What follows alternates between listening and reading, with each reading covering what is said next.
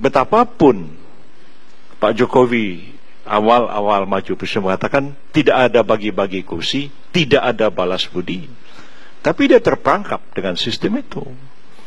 Dari awal dia sudah berkoalisi, makin banyak koalisi partai masuk ke dalamnya, dan ketika membentuk kabinet, janji-janjinya tidak dapat diwujudkan. Akhirnya kabinet memang betul-betul bagi-bagi kursi. Terus bagi-bagi itu berjalan sampai hari-hari terakhir ini. Ada dirjen dilantik yang bukan birokrat, walaupun dimungkinkan oleh undang-undang ASN. Relawan-relawan pada diangkatin menjadi komisaris-komisaris BUMN. Akhirnya Presiden Jokowi terjebak dengan sistem dan terjebak dengan desakan-desakan politik yang tidak mampu dikendalikannya. Lalu bagaimana kita mengatasi ini? Sistem sudah tercipta seperti itu dan menimbulkan kegaduhan-kegaduhan.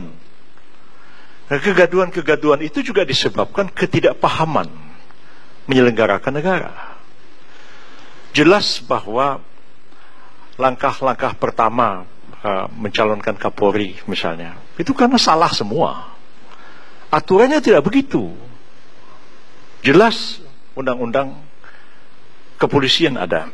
Saya ingat betul karena saya yang mewakili pemerintah dengan almarhum Pak Matori Abdul Jalil membahas RUU polisi sampai selesai.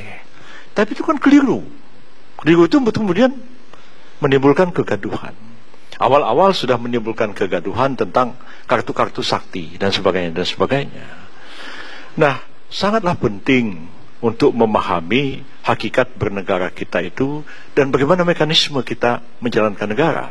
Kalau tidak, maka negara itu akan menjadi amatiran. Maka negara itu akan menjadi amatiran. Maka negara itu akan menjadi amatiran. Itulah yang terjadi pada pemerintahan ini. Itulah yang terjadi pada pemerintahan ini. Itulah yang terjadi pada pemerintahan ini. Jadi, penjiwaan, pendalaman, hal-hal seperti itu sangatlah penting. Tentu harus ada kombinasi. Kalau sebagian besar kabinet itu terdiri dari orang-orang yang tidak punya pemahaman bernegara, tidak punya pengalaman menyelenggarakan negara, tidak menjiwai hakikat kehidupan bernegara itu, makanya terjadilah kekacauan. Lalu apa yang harus kita lakukan di tengah sistem yang memang sudah seperti itu? Pada hemat saya memang presiden yang memang harus mempunyai satu kewibawaan yang besar. Memang presiden punya keterbatasan-keterbatasan seperti diatur oleh konstitusi dan undang-undang.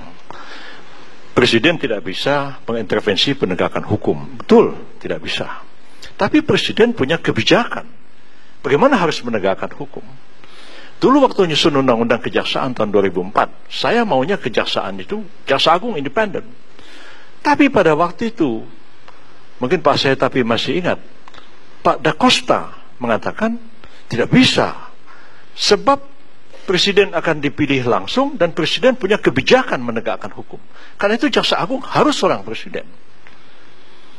Mulanya kita mau Jaksa Agung seperti Kapolri, diajukan begitu. Dan itulah yang terjadi. Maka lahir Undang-Undang 16/2004 itu, Jaksa Agung ada di tangan presiden. Memang, saya waktu itu mengatakan begini, Jaksa Agung itu memang bawahan presiden, jagat presiden, tanggung jawab pada presiden, tapi kewenangan Jaksa Agung menegakkan hukum bukan bersumber dari presiden, tapi bersumber dari undang-undang. Karena itu Jaksa Agung bisa menangkap presiden. Itu pikiran kita pada waktu itu. Tentu presiden tidak bisa nyuruh KPK, tidak bisa nyuruh polisi, nyuruh ini. Tapi presiden ketika dihadapkan kepada dilema keributan institusi antara KPK dengan polisi dengan kejaksaan, presiden yang berwibawa, dia bisa panggil semua itu untuk bicara. Memang saya tidak bisa mencampuri tugas Anda. KPK independen, Mahkamah Agung independen. Tapi kalau hukum ini kacau, dibikin anda-andai, orang di luar negeri tidak tahu siapa KPK, siapa jaksa. Yang tahu presidennya goblok. Yang tahu presidennya goblok. Yang tahu presidennya goblok. Karena itu presiden harus punya satu kewibawaan dan harus punya satu pemahaman. Betul-betul dia paham menyelenggarakan negara ini. Sudah cukuplah kita bereksperimen, ya.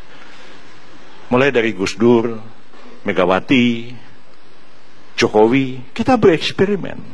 Sebagian besar rakyat kita masih percaya kepada mysticism.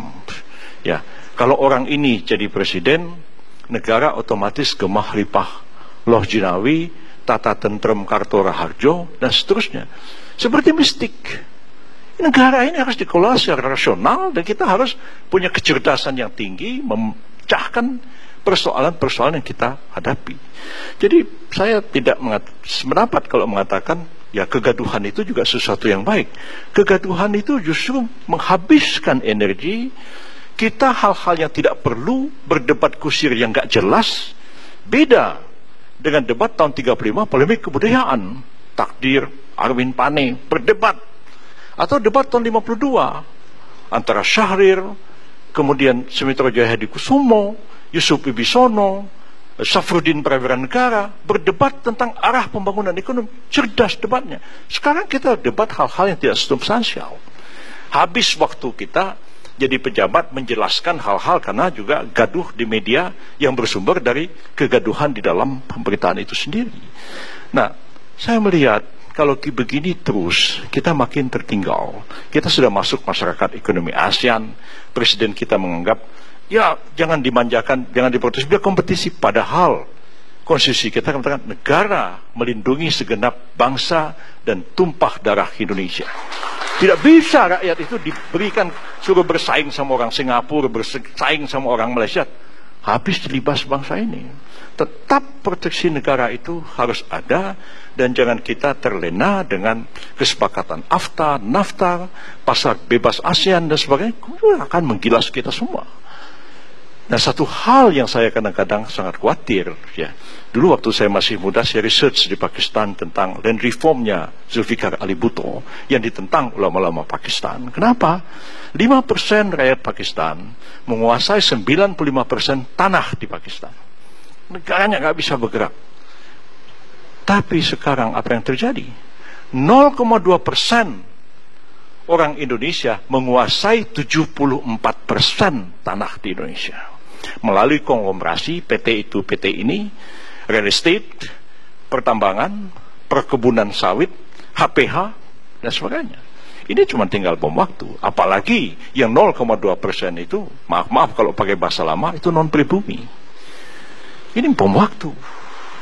Nah, jadi saya pikir hanya presiden yang cerdas dan berani, hanya presiden yang cerdas dan berani, hanya presiden yang cerdas dan berani yang bisa menyelesaikan soal ini, dan dia memang punya kewibawaan yang besar untuk berbicara kepada semua pemimpin yang ada di negara kita ini.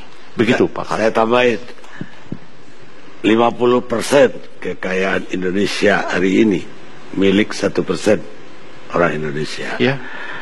70% kekayaan milik 10%. 30% bagi untuk 90% orang Indonesia.